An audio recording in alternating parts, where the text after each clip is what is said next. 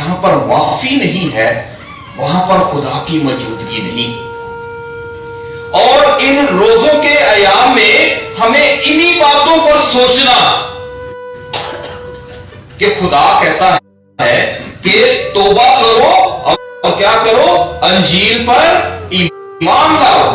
آج میں آپ کے سر پر اور آپ کے ماتھے پر راکھ ضرور ڈالوں گا علامتی طور پر, اور ساتھ یہ الفاظ دلاؤں گا کہ اے انسان یاد رکھ تو خاک ہے اور خاک میں لوٹ جائے گا.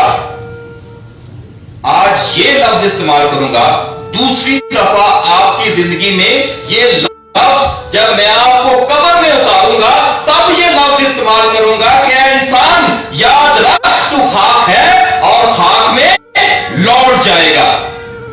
اور وہاں پر قبر پر کھڑے ہو کر کاہن اس مرنے والے کو یاد دلاتا ہے کہ میں نے تجھے کہا تھا.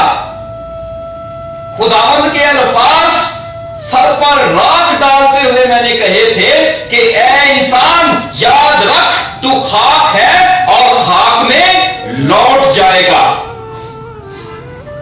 لیکن تجھے اپنی حیثیت کا پتہ ہونا چاہیے کہ تیری حیثیت صرف ایک خاک ہے, ایک راکھ ہے, ایک مٹی. اور آپ کیا سمجھتے ہیں کہ جتنے بھی یہاں پر انسان ہیں سب مٹی سے پیار کرتے ہیں کہ پیار؟ آپ اپنے گھروں کی صفائی ستھرائی کرتے ہو, اپنے آپ کی صفائی ستھرائی کرتے ہو, آپ کے جسم اور آپ کے لباس پر اگر مٹی چڑھ جائے یا لگ جائے آپ اسے ہی دھوتے پھرتے ہو. اپنے گھر سے, اپنے لباس سے, اپنی چیزوں سے, اپنی زندگی سے اس خاک کو دور کرتے پھرتے ہو, اور آخر میں تمہارا انجام کیا ہے؟ جس مٹی سے تم اتنی نفرت کرتے ہو اسی منو مٹی کے پیچھے آپ کو دفنایا جاتا ہے. وہ مٹی آپ کے منہ میں بھی جاتی ہے, آپ کے کان میں بھی جاتی ہے, اور آپ کا جو کفن جس میں دفنایا جاتا ہے اس پر بھی یہ مٹی پڑتی. کیا اٹھ کر اس مٹی کو ہٹا سکتے ہو اپنی زندگی سے؟ تو یہ باتیں صرف رسمن نہیں. آج جب میں یہ آپ کے سر پر راکھ ڈالوں تو آپ کی روح کانپنی چاہیے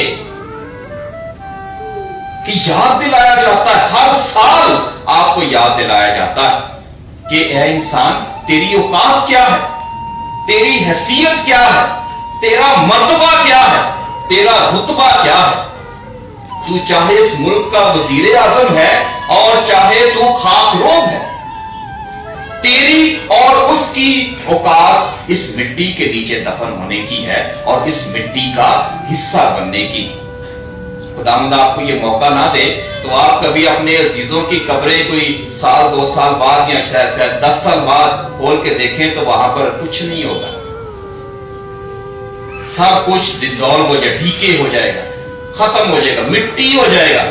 تو کبھی غور کیا کہ یہ میری اور آپ کی اوقات ہے, لیکن جب تک ہم زندہ رہتے ہیں ہم اپنی اس اوقات کو ہی بھولے ہوتے.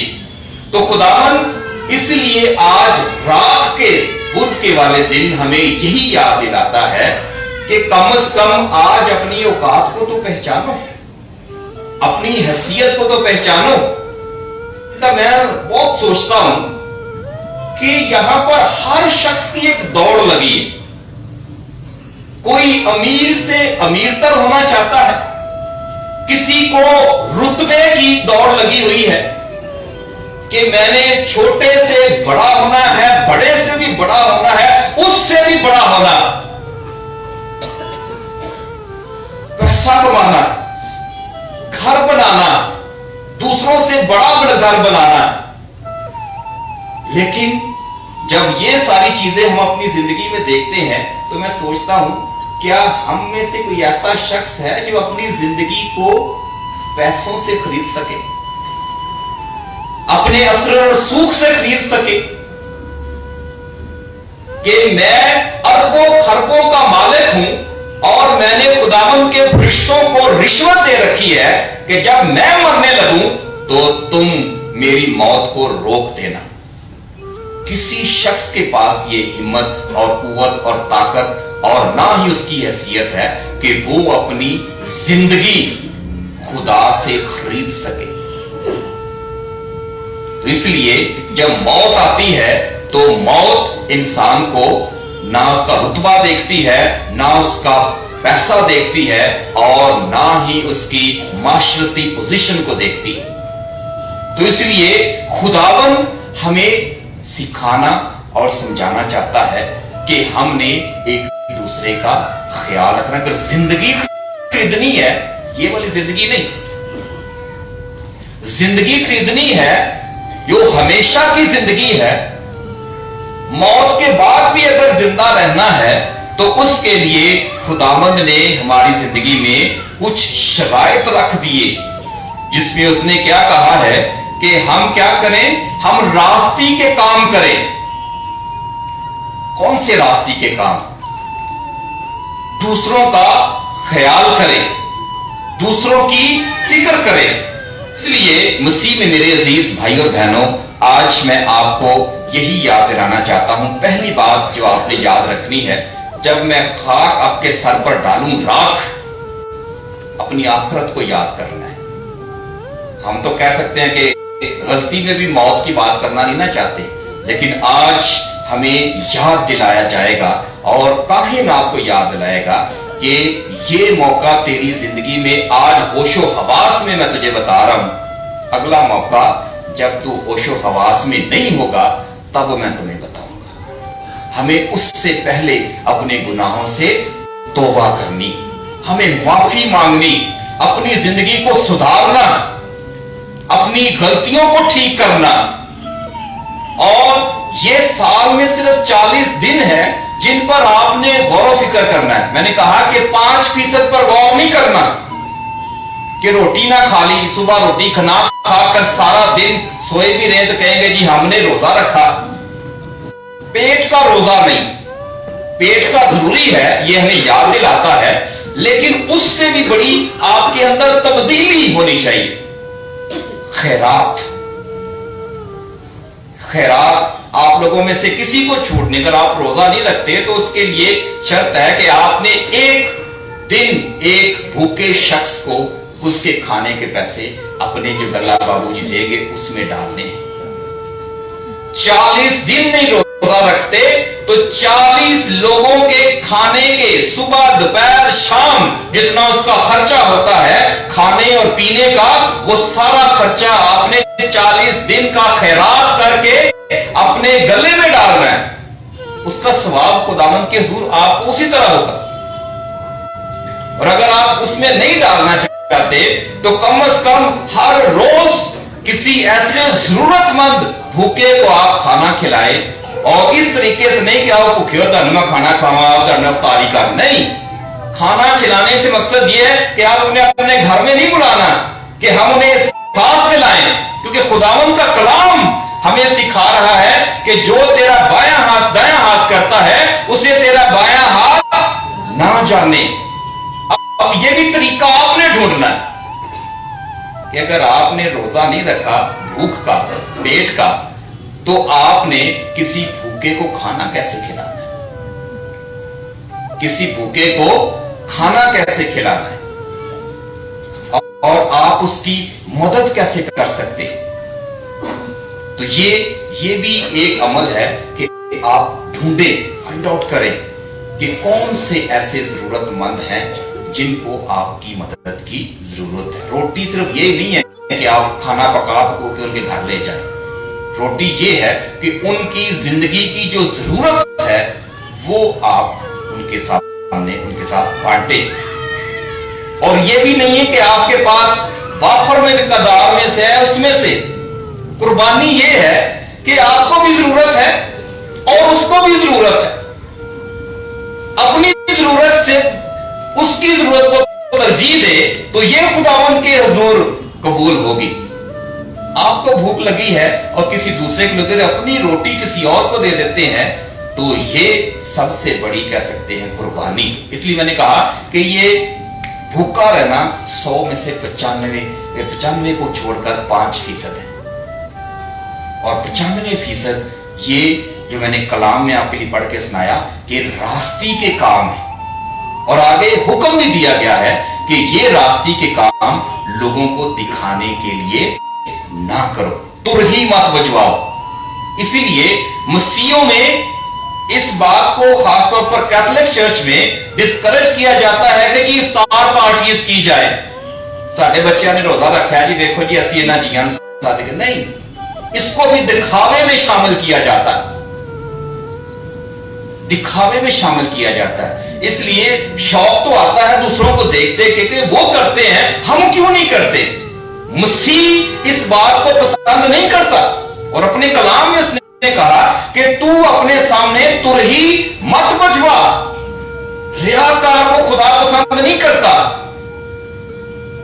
कि वो खुदा के साथ राब्ता करना है तो बंद दरवाजे में कर, किसी को कान खबर नहीं होनी चाहिए। तो दुआ भी रियाकारों की तरह नहीं कि हाथ ऊपर करके खड़े जी मैं बड़ा दुआगो। दुआगो को भी लोग पहचान जाते हैं और जो दुआ नहीं करता उसको भी पहचान जाते हैं। लेकिन लोगों को पता होता है कौन कितना नमाजी है और कौन कितना खुदा के नजदीक है। क्यों? क्योंकि उनके अमाल, उनके अमल, उनके रवैये उन्हें बता देते। क्योंकि खुदा ने हमें क्या सिखाया है? रास्ती के काम करना।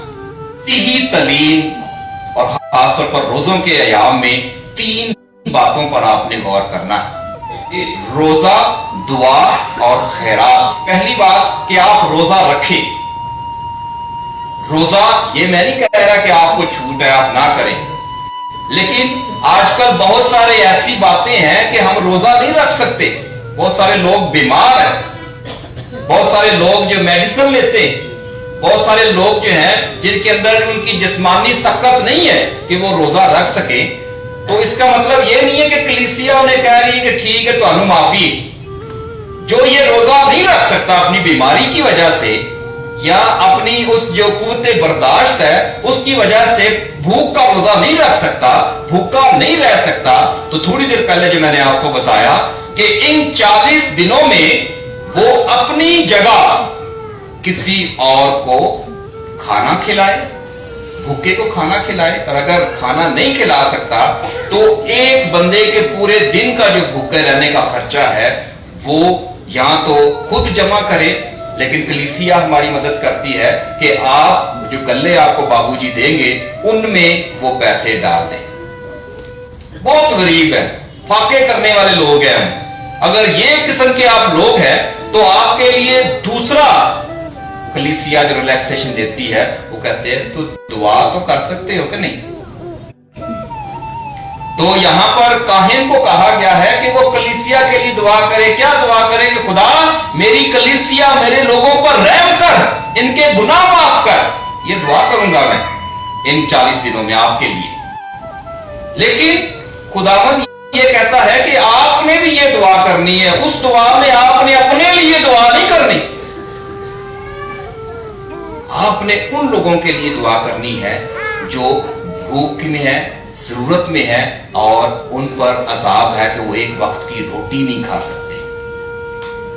और आपने इन दिनों में ये करना। और खैरात, खैरात इसके अलावा आप ये ना समझें कि मैंने रोजा, जिस्मानी रोजा नहीं रखा और वो पैसे मैंने डाल दिए, वो मैंने खैरात कर दिए। यानी ये कितने देखे कि इंसान की जिंदगी पर जो रोजा रख ले तो बच जाता है बहुत सारी चीजों से।